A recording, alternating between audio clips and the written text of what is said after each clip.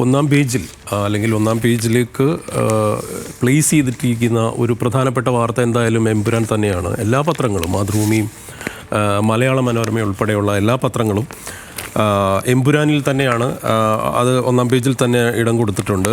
അതിൽ മാതൃഭൂമി എമ്പുരാന് നെട്ടോട്ടം എന്ന ഒരു തലക്കെട്ടോടു കൂടി വാർത്ത കൊടുത്തിരിക്കുന്നു. ഖേദം പ്രകടിപ്പിച്ച് മോഹൻലാൽ, പങ്കുവെച്ച് പൃഥ്വിരാജ്, കത്രിക വീഴും മുൻപേ കാണാൻ തിരക്ക് എന്ന ഒരു സബ് ഹെഡ് കൂടെ അവർ കൊടുത്തിരിക്കുന്നു. ഏതായാലും ഈ സിനിമയുമായി ബന്ധപ്പെട്ട വിവാദങ്ങൾ വലിയ വാർത്തകളായി നമ്മുടെ ചാനലുകളിലും എല്ലാം പത്രങ്ങളും എല്ലാം നല്ല രീതിയിൽ കൊടുക്കുന്നുണ്ട്. അതിൽ തന്നെ വളരെ വലിയ രീതിയിലുള്ള ചർച്ചയാക്കാനും മാർക്കറ്റ് ചെയ്യാനും ആ സിനിമയ്ക്ക് കഴിഞ്ഞു എന്ന് തന്നെ പറയേണ്ടി വരും.